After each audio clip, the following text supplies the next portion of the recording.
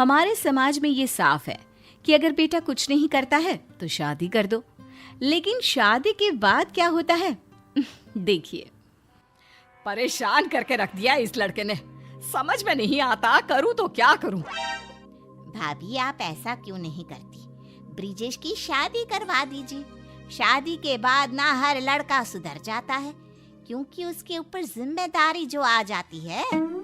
अरे कौन लड़की शादी करना चाहेगी ऐसे बेरोजगार लड़के से। वैसे भी शादी ही हो जाए यही सही है, हमारा सर दर्द तो खत्म हो, फिर तो वही समझे जिसका ये दामाद बनेगा। और कर भी क्या सकते हैं, बेटी का पति है तो पालेगा ही। वैसे बोले तो भाभी मेरी नजर में एक लड़की है, बहुत ही सुंदर और मेहनती। आप कहे तो बात चलाऊं? मुझे तो लगता है कि शादी के लिए मान भी जाएंगे। अरे नेकी और पूछ पूछ, ठीक है बात कर लो एक बार, हो जाए तो हम भी गंगा नहा ले, वरना तो इसकी शक्ल देखने का मन नहीं करता। ऐसे ही बुआ ब्रिजेश की शादी की बात चलाती है और लक्ष्मी के घर वाले मान भी जाते हैं। कुछ ही दिनों बाद लक्ष्मी की शादी हो जाती है ब्रिजेश के साथ। शादी के बाद, माँ जी ये मार्केट से कुछ सामान लाना था। अरे ब्रिजेश को दे देना, वो ले आएगा, वैसे भी उसको कुछ काम तो है नहीं, यही कर लेगा, पड़ा ही रहता है फालतू। माँ जी लेकिन इनको पता भी होगा कहीं कुछ गलत चीज ले आए तो। अरे फिक्र मत कर, कुछ गलत नहीं लाएगा। भाभी इस बेरोजगार को ऐसी चीजों का काफी एक्सपीरियंस है, और वैसे भी आप खुद ही सोच लो, नौकरी तो करता नहीं, घर पर बैठकर क्या करेगा, इसीलिए मम्मी इसे ऐसे काम करने को दे देती है। अब जो आदमी नौकरी नहीं करेगा उसको घर के काम ही तो करने पड़ेंगे ना। लक्ष्मी को ये सब सुनकर बुरा लगता है। अगले दिन, आपके घर वाले बाहर वाले इनकी बात सुननी आपको अच्छी लगती है क्या? आप कोई नौकरी क्यों नहीं करते?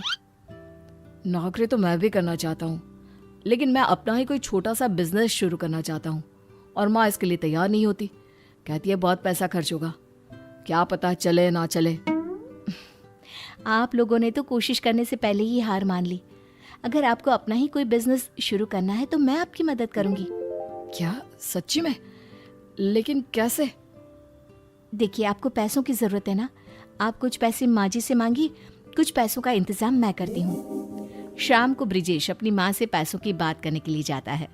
ब्रिजेश की माँ पड़ोस की औरतों से बात कर रही होती है। माँ आपसे कुछ बात करनी थी।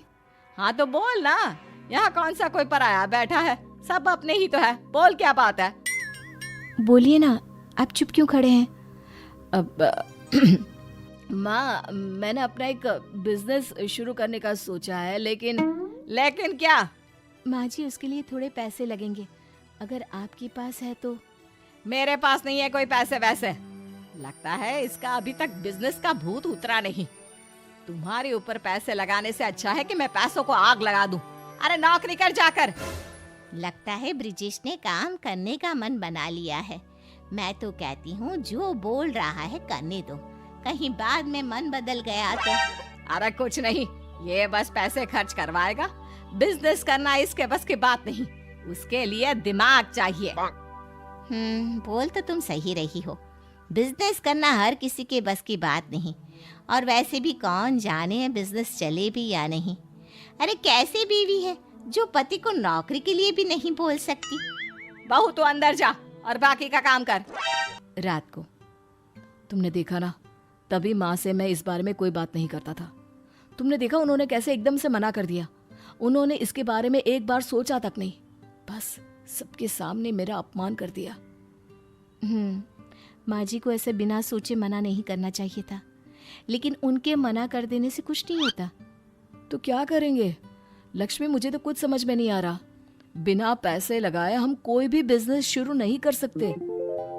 ऐसा करते हैं, शादी के वक्त में जो गहने पहन कर आई थी उसको गिरवी रख देते हैं, इससे हमारे पैसों की परेशानी ठीक हो जाएगी। पैसों के लिए तुम्हारे गहने गिरवी रखना, मुझे ये ठीक नहीं लगता। ये गहने तुम्हारे माँ बाप ने कितने प्यार से दिए थे, और फिर माँ भी तो सच्ची कहती है, पता नहीं काम चले ना चले। लो जी, पहले ही सोच लिया कि नहीं चलेगा। मुझे तो लगता है कि आप मुझे इससे 2 गुने गहने बनवा कर देंगे ना? जरूर, तुम्हें विश्वास है तो जरूर काम चलेगा, लेकिन अगर नहीं चला तो? अरे तब की तब देख लेंगे। अब ये करते हैं कि काम के लिए तैयारी शुरू कर देते हैं। कुछ महीनों बाद ब्रिजेश का कंप्यूटर कोचिंग सेंटर बनकर तैयार हो जाता है। तुम दोनों ने इसमें पैसे लगाकर बना तो दिया, लेकिन ये चलेगा नहीं चलेगा इसका भी कुछ पता है? अगर ना चले तो रोना धोना मेरे सामने ना करना। बहू तू तो समझदार थी, ऐसा काम करेगी मैंने सोचा नहीं था। तेरे गहने पर मेरी नजर थी कि मेरी बेटी के काम आएंगे, लेकिन तू। अरे रहने देना माँ, पैसों से सिर्फ सामान आता है। अब भाई तुम अपने स्टूडेंट्स भी भाभी के पैसों से खरीद के लाना। पता नहीं खोटे सिक्के पर कोई भरोसा करेगा भी या नहीं। माँ जी और मेरी प्यारी ननद, जब हम दोनों मिलकर इतना कुछ कर सकते हैं तो मुझे ये भी यकीन है कि हमारा कोचिंग सेंटर भी अच्छे से चलेगा। और नहीं चला तो आप लोगों का तो वैसे भी कुछ नहीं जाएगा। हाँ माँ, मैं इस कोचिंग सेंटर को खूब अच्छे से चलाऊंगा। मैं लक्ष्मी की उम्मीदों पर खरा उतरने की पूरी कोशिश करूंगा। अरे देखते हैं लक्ष्मी सच में तेरी जिंदगी की लक्ष्मी है या सिर्फ नाम की। इतने में आस पड़ोस की कुछ औरतें आती हैं। बधाई हो ब्रिजेश की माँ, आपके बेटे ने कोचिंग सेंटर खोल दिया। इस सेंटर को देख मेरा बेटा भी यहाँ आने की जिद कर रहा है। कहता है मुझे भी कंप्यूटर सीखना है। अब कोचिंग यहाँ खुलने से मैं निश्चिंत हूँ, उसे कंप्यूटर सीखने कहीं दूर नहीं जाना होगा। अरे ये तो बहुत अच्छा है, खुलने से पहले ही बच्चे आना शुरू हो गए। छोटू से कहना अपने साथ अपने दोस्तों को भी ले आए। हाँ हाँ क्यों नहीं, उसने अपने दोस्तों को भी बता रखा है। तो आप छोटू को परसों से भेज देना, परसों से कोचिंग सेंटर खुल जाएगा। 1 महीने बाद। माँ देखो, मैं अपनी पहली कमाई से आपके लिए ये साड़ी लाया हूँ, और ये तुम्हारे लिए लक्ष्मी। और वो कहाँ है? इसका सामान मैं उसके कमरे में रख कर आता हूँ। माँ जी देखिए, आज ये कितने खुश लग रहे हैं। इतना खुश आज से पहले मैंने उन्हें कभी नहीं देखा। हाँ, नया नया शौक है।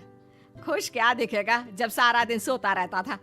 पता नहीं तेरे बाप ने क्या देखा, पर हमें क्या। मेरे पापा ने इनकी डिग्री और ये देखा कि इन्होंने पढ़ाई के लिए कभी आप लोगों से पैसे नहीं लिए। देश के सबसे अच्छे कॉलेज से स्कॉलरशिप से पढ़ाई की। माँ जी ये नौकरी नहीं करना चाहते थे, ये तो आप भी जानती थी। शादी से पहले ही मुझे इन्होंने सब कुछ बता दिया था और मुझे इन पर विश्वास था। हाँ माँ, लक्ष्मी के विश्वास ने ही मुझे फिर से खड़ा किया, वरना मैं तो कुछ नहीं था। मैं तो कहता हूँ कि बीवी हो तो लक्ष्मी जैसी।